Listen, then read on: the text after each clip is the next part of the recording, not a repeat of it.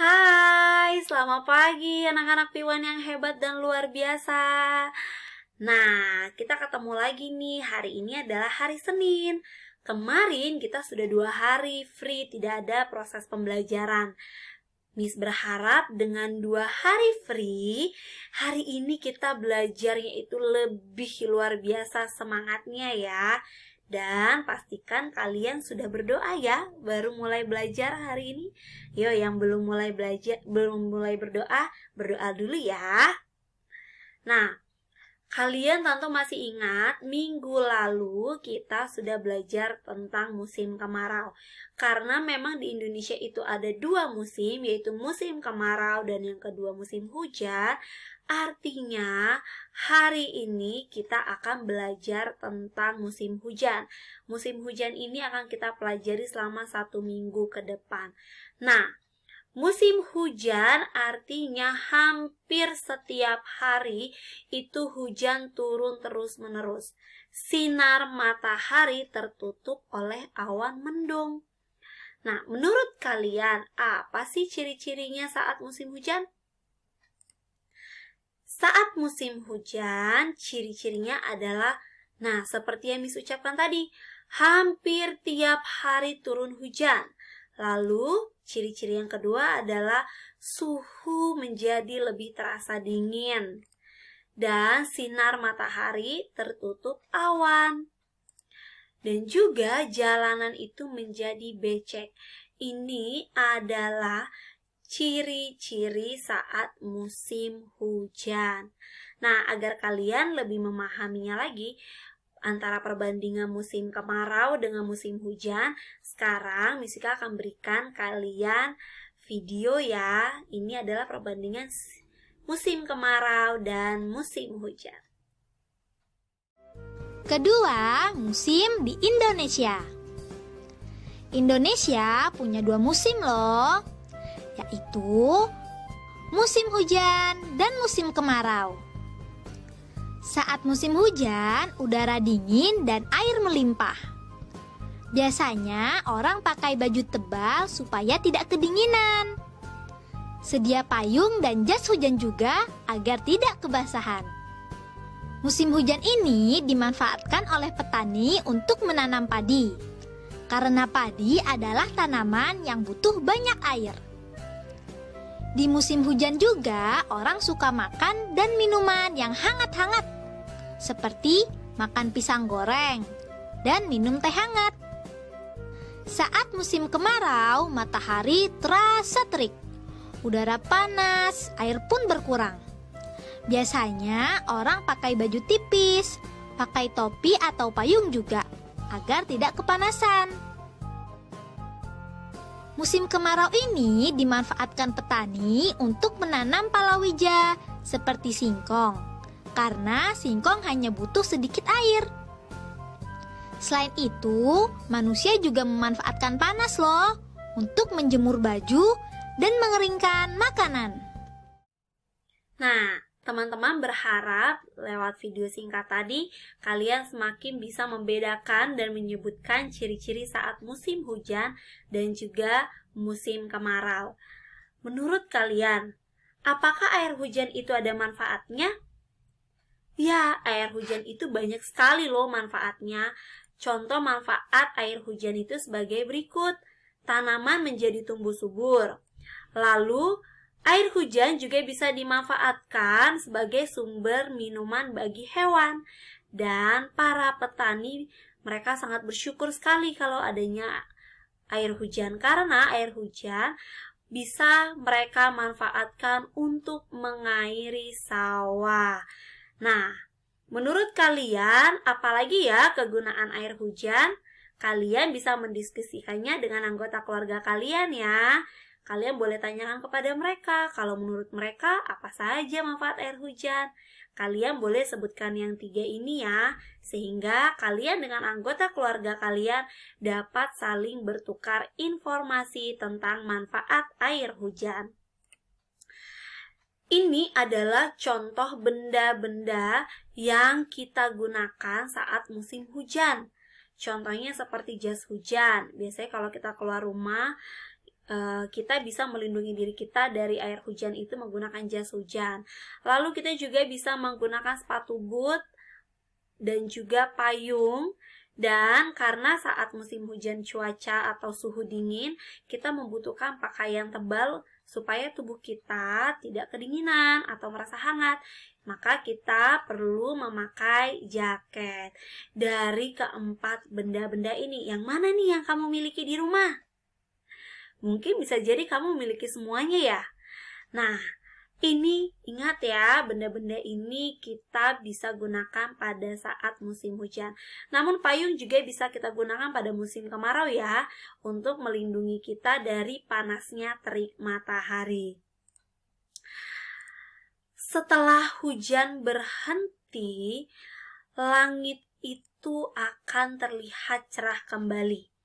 Biasanya di langit akan muncul pelangi. Pelangi itu siapa yang ciptakan? Yang menciptakan pelangi adalah Tuhan. Apakah kalian mengagumi atau menyukai pelangi? Ya, ketika kita mengagumi atau menyukai sesuatu, kita bisa mengungkapkannya melalui sebuah kalimat pujian. Kalimat pujian itu diucapkan untuk menunjukkan rasa kagum kita atau membuat kalau kita berikan kepada orang lain, membuat orang lain tersebut tersanjung atau senang atau termotivasi. Nah, kalau sekarang kita ingin mengungkapkan nih kekaguman kita atau kalimat pujian kita terhadap ciptaan Tuhan yang indah ini, kira-kira bagaimana ya kalimat pujiannya? Kita bisa membuat kalimat pujian seperti berikut. Wah, indah sekali pelangi itu. Nah, ingat ya, kalimat pujian itu menyatakan kekaguman atau membuat orang lain menjadi tersanjung. Sekarang, lihatlah bukumu halaman 53. Nah, kita akan memasangkan gambar dengan kalimat pujian yang sesuai. Di sini gambar pertama adalah tanaman yang tumbuh subur. Berarti kalimat pujian yang sesuai adalah yang ini. Sungguh indah suasana musim hujan. Tanaman tumbuh dengan subur. Sekarang coba tarik garis gambar tersebut dengan kalimat berikut. Jika sudah, kalau gambar yang ini kira-kira yang mana ya kalimat pujian yang sesuai? Ayo coba kamu tebak. Nanti cek jawabannya sama tidak ya dengan jawaban Miss Vika? Kalimat pujian yang sesuai dengan gambar ini adalah Deli sungguh baik hati. Deli mau berbagi payung dengan Nina. Ini adalah kalimat pujian untuk Deli. Lalu gambar yang ketiga adalah bermain di taman. Kira-kira yang mana nih kalimat pujian yang sesuai? Ya, kalimat pujian yang sesuai adalah sungguh sejuk udara pada musim hujan. Kita bisa bermain dengan nyaman. Tarik garis ya. Lalu gambar yang keempat. Nah, ini sudah mudah sekali ditebaknya nih. Kalimat pujian yang sesuai adalah sup hangat buatan ibu enak sekali. Cocok dimakan ketika hujan. Nah, teman-teman, ketika musim hujan, kita juga harus bisa menjaga kesehatan.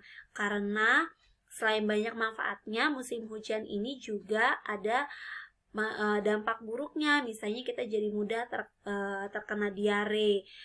Oleh sebab itu, kita sebelum makan harus mencuci tangan dahulu ya. Nah, berikut adalah contoh-contoh aturan yang kita harus lakukan di rumah agar kita tidak mudah terserang penyakit atau sakit perut. Yaitu ini contoh aturan ketika kita makan. Kita harus mencuci tangan sebelum makan.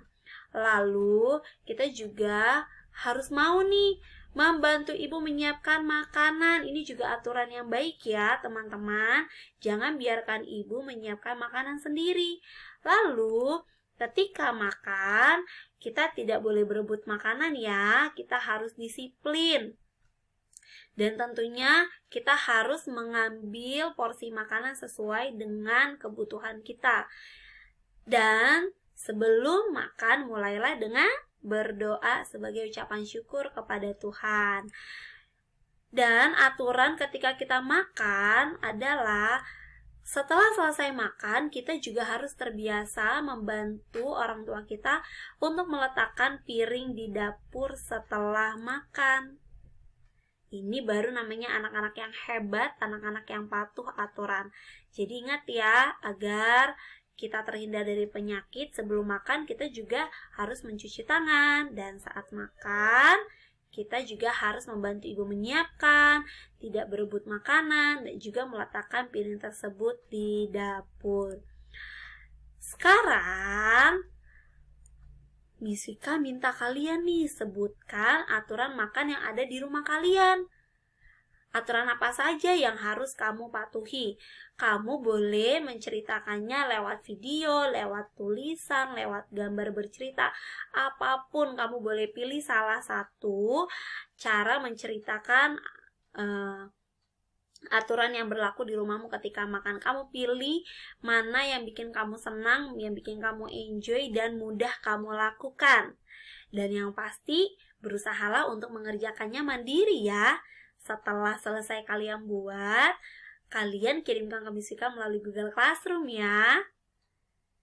Nah, teman-teman, demikianlah pembelajaran kita hari ini.